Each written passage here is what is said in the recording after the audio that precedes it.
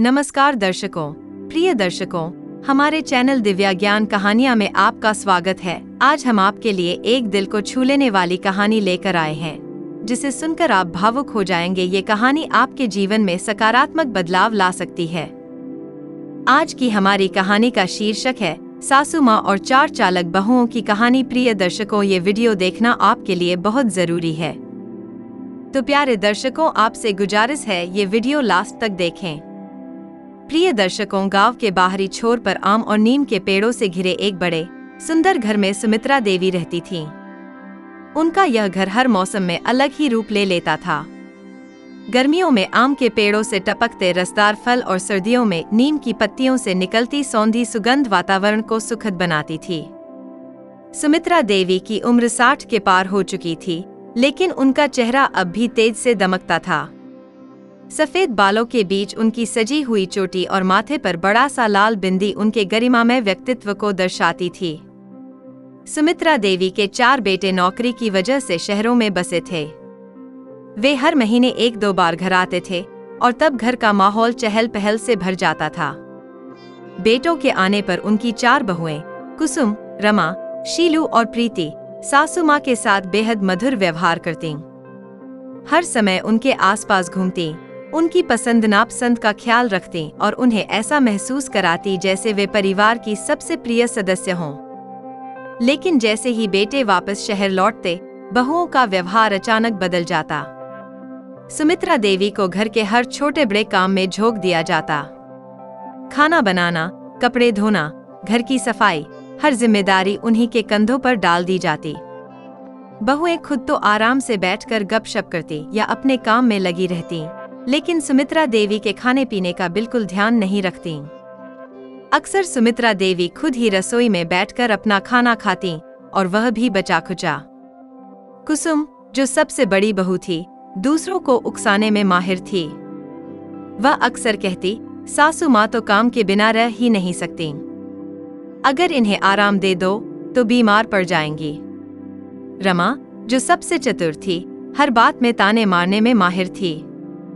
आपके ज़माने में तो औरतें घर के लिए जी जान लगा देती थीं, अब तो वही आदत रह गई है, कहकर वह सुमित्रा देवी का मन दुखाने से नहीं चूकती। शीलू और प्रीति भी कम नहीं थीं। वे हर समय सुमित्रा देवी की छोटी छोटी गलतियों को पकड़कर उन्हें नीचा दिखाने की कोशिश करतीं।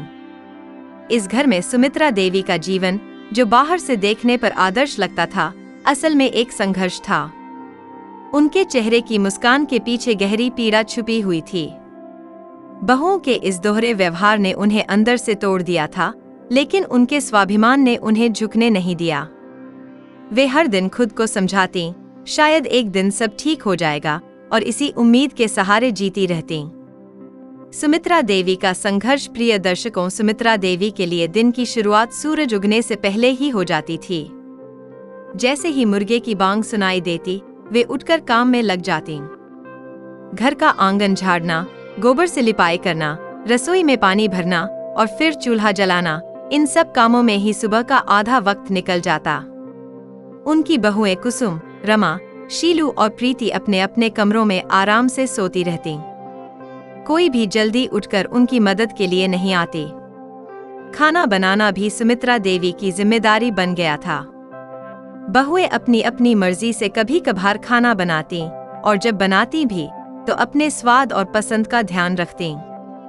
सुमित्रा देवी के लिए वे अलग से कुछ नहीं बनाती। कई बार तो उन्हें सिर्फ बचा खुचा खाना ही मिल पाता। जब सबके खाने के बाद कुछ बचता, तभी वे खा पाती। अगर किसी दिन कुछ नहीं बचता तो उन्हें बिना खाए ही सोना पड़ता।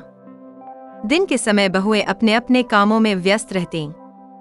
कोई टीवी देखने में मग्न होती, तो कोई फोन पर दोस्तों और रिश्तेदारों से गपशप में। शाम को जब सभी मिलकर बैठतीं, तो हंसी मजाक करतीं, लेकिन सुमित्रा देवी को इस बातचीत का हिस्सा नहीं बनाया जाता। वे अक्सर घर के एक कोने में चुपचाप बैठी रहतीं, कभी रसोई में कुछ संभालतीं, तो कभी अपनी पुरानी साड़ी को ठीक करने में जुट जातीं। उनका अकेलापन किसी से छुपा नहीं था, लेकिन फिर भी वे अपनी पीड़ा को किसी के सामने जाहिर नहीं करतीं। हर महीने जब उनके बेटे घर आते, तो सुमित्रा देवी का घर कुछ समय के लिए जैसे खुशी का घर बन जाता।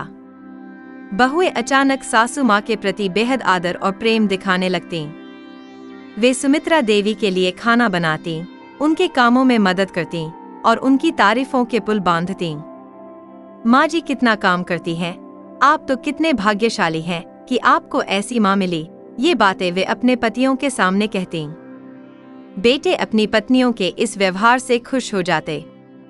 वे समझते कि घर में सब कुछ ठीक है और उनकी माँ को बहुओं से कोई शिकायत नहीं है।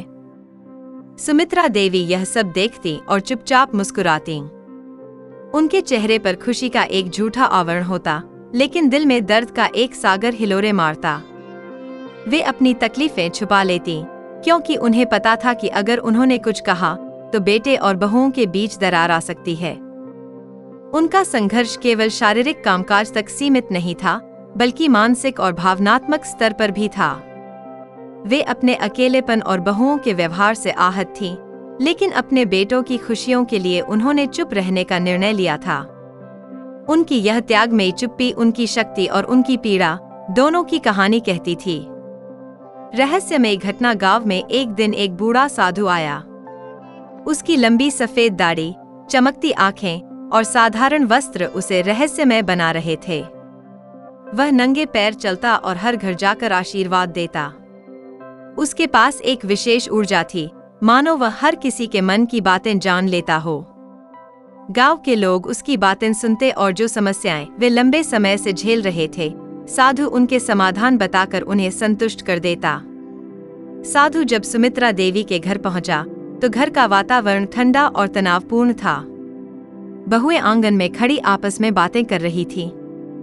जैसे ही उन्होंने साधु को आते देखा, वे एक दूसरे को इशारे करने लगीं और फिर उसे बाहर से ही मना करने लगीं।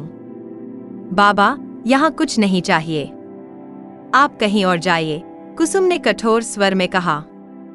रमा ने भी ताने मारते हुए कहा, आजकल तो ऐसे ही साधु लोग घूमते रहते हैं, सब पैसे के भूखे हैं। लेकिन सुमित्रा देवी ने बहुओं की बातें अनसुनी कर दीं। अपने वर्षों के अनुभव से उन्होंने साधु के चेहरे पर एक अजीब सी शांति और गरिमा देखी। वह तुरंत समझ गई कि यह साधु साधारण नहीं है। उन्होंने आगे बढ़कर कहा, आइए बाबा, भीतर आइए, थोड़ा जल ग्रहण कीजिए। साधु ने बहुओं की नाराजगी को नजरअंदाज करते हुए सुमित्रा देवी का निमंत्रण स्वीकार किया और घर के अंदर चले गए। सुमित्रा देवी ने साधु को एक लकड़ी की चौकी पर बैठाया और उनके लिए पानी और गुड़ लाने लगीं। साधु ने घर के अंदर का माहौल गौर से देखा। उन्होंने सुमित्रा देवी के चेहरे की थकी हुई रेखाओं और उनके आंखों में छिपे दर्द को भांप लिया। कुछ देर शांत रहने के बाद साधु बोले, माँ, तुम्हारे चेहरे पर परेशानी साफ झलक रही है, तुम्हारे दिल में गहरा दुख है। मुझे बताओ, क्या बात है? शायद मैं तुम्हारी मदद कर सकूं। सुमित्रा देवी पहले तो चुप रहीं। उनकी आंखें भर आईं, लेकिन उन्होंने अपनी भावनाओं को काबू में रखा। साधु ने उनके पास बैठकर नरम स्वर में फिर पूछा, माँ, अपनी बात कह दो। कभी कभी अपनी तकलीफ कहने से मन हल्का हो जाता है। साधु के शब्दों ने जैसे उनके मन की गांठ खोल दी। आंसुओं से भरी आंखों और कांपते होठों के साथ सुमित्रा देवी ने अपनी 4 बहुओं के अत्याचार की पूरी कहानी सुना दी। साधु ने उनकी बात बड़े ध्यान से सुनी। फिर उन्होंने धीरे से मुस्कुराते हुए कहा, माँ, जीवन में जो भी कष्ट आते हैं वे हमारे धैर्य और सहनशीलता की परीक्षा लेते हैं। लेकिन अब समय आ गया है कि इस स्थिति को बदला जाए। मैं तुम्हें एक उपाय बताता हूँ। यह उपाय आसान नहीं है, पर यदि तुम इसे सही तरीके से करोगी तो तुम्हारे घर का माहौल बदल जाएगा। क्या तुम इसके लिए तैयार हो? सुमित्रा देवी ने बिना देर किए सहमति जताई। उनकी आंखों में अब एक उम्मीद की चमक थी। साधु ने अपने झोले से एक छोटा सा मिट्टी का मटका निकाला। मटका साधारण था, लेकिन उस पर सुंदर नक्काशी की हुई थी। साधु ने मटका सुमित्रा देवी को देते हुए कहा, माँ, इस मटके को घर के बीचों बीच ऐसे स्थान पर रखो जहां यह सबकी नजरों में आए। इसे रोज सुबह सूरज उगने से पहले साफ पानी से भरना होगा। लेकिन ध्यान रहे, पानी भरते समय तुम्हें एक विशेष मंत्र का जाप करना होगा। यह मंत्र है, जो जैसा करेगा वैसा भरेगा। इसे पूरे विश्वास और ध्यान के साथ बोलना। सुमित्रा देवी ने मटका हाथ में लिया और साधु के निर्देशों को ध्यान से सुना। साधु ने आगे कहा, तुम देखोगी कि कुछ ही दिनों में इस मटके का असर दिखने लगेगा। पर याद रखना, यह उपाय तभी सफल होगा जब इसे पूरी निष्ठा और धैर्य के साथ किया जाएगा। साधु ने सुमित्रा देवी को आशीर्वाद दिया और घर से बाहर निकल गए। सुमित्रा देवी के मन में अब एक नई ऊर्जा थी। वे सोचने लगी कि शायद यह मटका उनके जीवन के अंधकार को दूर करने का जरिया बन सकता है। मटके का असर सुमित्रा देवी ने साधु के निर्देशों का पालन करते हुए अगले ही दिन से मटका भरना शुरू कर दिया। सूरज निकलने से पहले जब पूरा गांव शांत होता, वे चुपचाप आंगन के बीचों बीच रखे मटके के पास जाती। अपने कांपते हाथों से मटके में साफ पानी डालती और पूरे विश्वास के साथ साधु द्वारा बताया गया मंत्र जो जैसा करेगा वैसा भरेगा धीरे धीरे जाप करती। मंत्र के हर शब्द के साथ उनके भीतर एक नई शक्ति और विश्वास का संचार होता। पहली ही रात से घर में कुछ अजीब घटनाएं होने लगीं। चारों बहुएं कुसुम, रमा, शीलू और प्रीति रात को बेचैन होकर सोने लगीं। उन्हें सपने में अजीब और डरावने दृश्य दिखाई देने लगे।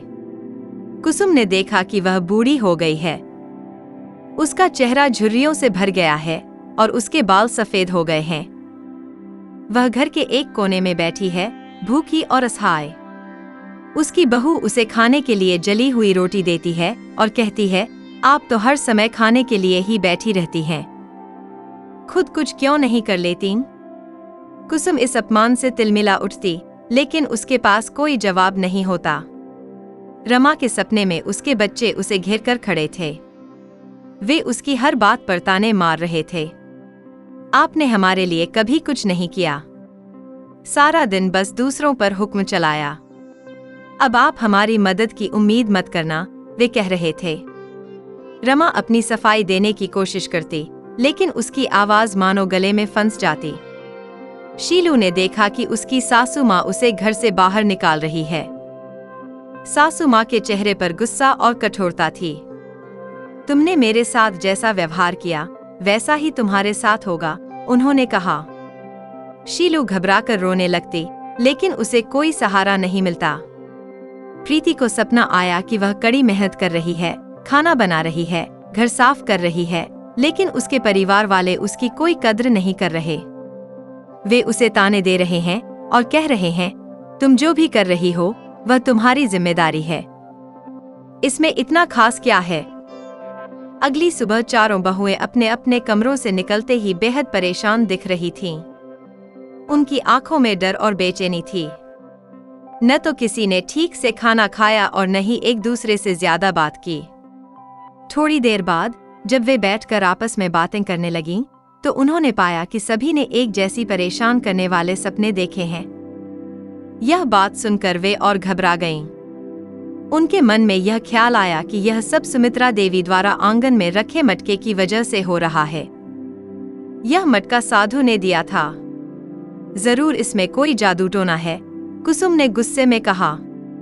रमा ने तुरंत समर्थन करते हुए कहा, हमें इस मटके को हटाना होगा, नहीं तो ये सपने हमारी जान ले लेंगे।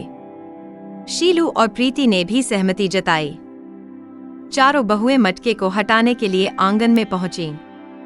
वे धीरे धीरे मटके के पास गईं, लेकिन जैसे ही उन्होंने उसे छूने की कोशिश की, उनके हाथ अचानक भारी हो गए। ऐसा महसूस हुआ मानो कोई अदृश्य शक्ति उन्हें रोक रही हो। उनके शरीर कांपने लगे और माथे पर पसीने की बूंदें छलक आईं। शीलू ने डरते हुए हाथ खींच लिया और बोली, मैं इसे नहीं छू सकती। ऐसा लगता है जैसे यह मटका हमें चेतावनी दे रहा हो। प्रीति ने घबराई हुई आवाज में कहा, यह साधारण मटका नहीं है, इसमें जरूर कोई शक्ति है, हमें इसे छेड़ने की कोशिश नहीं करनी चाहिए। चारों बहुएं अब पूरी तरह डर गई थीं। उन्होंने मटके को वहीं छोड़ दिया और अपनी सासू माँ की ओर देखने लगीं। उनके मन में पहली बार सुमित्रा देवी के प्रति एक अजीब सा सम्मान और डर जाग गया था। वे समझ नहीं पा रही थी कि क्या करना चाहिए। मटका अब उनके जीवन का केंद्र बन गया था और उसके आसपास का माहौल एक रहस्य बनकर गहराता जा रहा था। बहुओं का बदला हुआ रवैया मटके की अद्भुत और रहस्यमयी शक्ति ने घर का माहौल पूरी तरह बदल दिया। जो बहुएं पहले सुमित्रा देवी से कठोरता से पेश आती थीं, अब धीरे धीरे उनका व्यवहार बदलने लगा। कुसुम, रमा, शीलू और प्रीति, जो पहले घर के कामों को सुमित्रा देवी के सिर पर डालकर निश्चिंत हो जाती थी, अब स्वयं उनके काम में हाथ बंटाने लगीं। हर सुबह वे सुमित्रा देवी के उठने से पहले रसोई में पहुंच जाती और खाना बनाने में मदद करती। जब सुमित्रा देवी उन्हें रोकने की कोशिश करती, तो वे मुस्कुराकर कहती, "मां जी, अब आप आराम कीजिए, यह काम हम कर लेंगी।" वे समय पर सुमित्रा देवी को गर्म और ताजा खाना देती और यह सुनिश्चित करती कि उनकी पसंद का भी ध्यान रखा जाए। सिर्फ इतना ही नहीं, बहुएं अब उनकी बातों को भी ध्यान से सुनने लगीं। पहले जो वे सुमित्रा देवी की सलाह और अनुभव को नजरअंदाज करती थीं, अब हर छोटे बड़े फैसले में उनकी राय लेना आवश्यक समझने लगीं। अगर सुमित्रा देवी किसी काम में व्यस्त होती, तो बहुएं तुरंत आगे बढ़कर मदद का हाथ बढ़ाती। उनके व्यवहार में आए इस बदलाव ने सुमित्रा देवी को चकित कर दिया, लेकिन उनके चेहरे पर एक सुखद मुस्कान भी ला दी। कुछ दिनों बाद एक शाम चारों बहुएं सुमित्रा देवी के पास आईं। उनके चेहरे पर पछतावे और शर्मिंदगी के स्पष्ट भाव थे। कुसुम ने सबसे पहले बोलना शुरू किया, "मां जी, हमसे बहुत बड़ी गलती हुई है। हमने आपकी मेहनत और त्याग की कभी कद्र नहीं की। आपके साथ जो अन्याय किया, उसके लिए हमें माफ कर दीजिए।" रमा ने भी सिर झुकाते हुए कहा, "हमने कभी सोचा ही नहीं कि हम क्या कर रही हैं। आपने हमारे लिए इतना कुछ किया और बदले में हमने आपको ताने और तकलीफ दी। हमें माफ कर दीजिए।" शीलू और प्रीति भी रोते हुए उनके पैरों के पास बैठ गई और कहने लगी, "मां जी, हमने आपकी कितनी अनदेखी की। हमें अब समझ आया कि जो हम कर रही थी वह कितना गलत था। हम वादा करती हैं कि अब हम कभी ऐसा व्यवहार नहीं करेंगी।" सुमित्रा देवी ने बहुओं को रोते हुए देखा और उनके सिर पर हाथ फेरकर कहा, "बेटियों, माफी मांगने की जरूरत नहीं है। हर इंसान गलती करता है, लेकिन जो अपनी गलती को समझ ले, वह सबसे बड़ा होता है। यह मटका सिर्फ तुम्हें तुम्हारी गलती का एहसास कराने के लिए रखा गया था। जीवन में जो जैसा करता है, वैसा ही उसे लौटकर मिलता है। अगर तुमने मुझे तकलीफ दी, तो कल तुम्हारे साथ भी ऐसा ही हो सकता है।" सुमित्रा देवी के शब्द सुनकर बहुएं और अधिक भावुक हो गईं। उन्होंने वादा किया कि वे अब सुमित्रा देवी का पूरा ख्याल रखेंगी और कभी उनके साथ अनुचित व्यवहार नहीं करेंगी। उस दिन से घर का माहौल पूरी तरह बदल गया। सुमित्रा देवी के लिए बहुएं केवल बहुएं नहीं रहीं, बल्कि बेटियों की तरह बन गईं। मटका, जिसने बहुओं को अपनी गलती का एहसास कराया था, अब आंगन में वैसे ही रखा रहता, लेकिन अब वह केवल एक याद के रूप में था, एक ऐसी याद जिसने पूरे परिवार को प्रेम और सम्मान के बंधन में बांध दिया। साधु का आशीर्वाद। प्रिय दर्शकों, कुछ दिनों बाद वही बूढ़ा साधु फिर से गांव के रास्ते से गुजरते हुए सुमित्रा देवी के घर पहुंचा।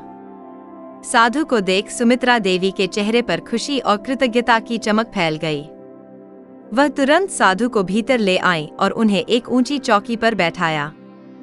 सुमित्रा देवी ने उनके चरण छुए और कहा, "बाबा, आपके दिए मटके ने हमारे घर की दिशा ही बदल दी। अब मेरे घर में शांति और स्नेह का वातावरण है। मेरी बहुएं मुझे बेटी जैसा मानने लगी हैं और पूरा परिवार एक सूत्र में बंध गया है। यह सब आपकी कृपा का फल है।" साधु ने मुस्कुराते हुए कहा, "माँ, यह मटका कोई साधारण वस्तु नहीं था। यह तुम्हारे धैर्य, प्रेम और सच्चाई की शक्ति का प्रतीक था। इसका काम केवल इतना था कि यह तुम्हारी बहुओं को उनकी गलतियों का एहसास कराए, पर असली बदलाव तुम्हारी सहनशीलता और ममता ने किया है। एक घर को स्वर्ग बनाना किसी वस्तु से नहीं, बल्कि परिवार के सदस्यों के आपसी प्रेम और सम्मान से संभव होता है।" साधु ने चारों ओर नजर दौड़ाई और देखा कि घर का माहौल कितना बदला हुआ है।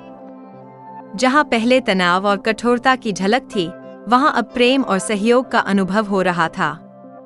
बहुएं, जो पहले साधु के आने से नाखुश थीं, अब उनके सामने सिर झुकाकर खड़ी थीं। उनके चेहरे पर शर्मिंदगी और कृतज्ञता का भाव साफ झलक रहा था।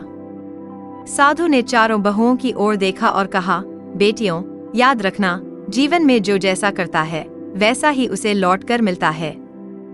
अपने घर के बड़े बुजुर्गों का सम्मान और उनकी सेवा करने से घर में सुख शांति आती है। अगर तुम अपनी सासू माँ का ख्याल रखोगी तो भविष्य में तुम्हारे बच्चे भी तुम्हारा ऐसा ही ख्याल रखेंगे। यही जीवन का नियम है। बहुएं साधु के चरणों में गिर पड़ी और बोलीं, बाबा, हमें अपनी गलती का एहसास हो गया है। हमने जो भी अनुचित व्यवहार किया उसके लिए हम शर्मिंदा हैं। अब हम कभी अपनी सासू माँ को दुखी नहीं करेंगे। हम वादा करती हैं कि उन्हें हर पल खुश रखेंगे। साधु ने आशीर्वाद देते हुए कहा, तुम्हारे घर में अब प्रेम और समर्पण का प्रकाश बना रहेगा। माँ सुमित्रा देवी ने इस घर को जोड़ने का जो काम किया है उसे बनाए रखना अब तुम्हारी जिम्मेदारी है। एक दूसरे का साथ दो और इस घर को हमेशा खुशहाल बनाए रखो। साधु ने सुमित्रा देवी की ओर देखा और बोले, माँ, तुम्हारी सहनशीलता और ममता की शक्ति ने ही इस घर को प्रेम और शांति का केंद्र बना दिया है। तुम्हारा धैर्य सभी के लिए एक प्रेरणा है। तुम्हारे इस परिवार का सुख शांति से भरा जीवन देखकर मेरा मन प्रसन्न हुआ।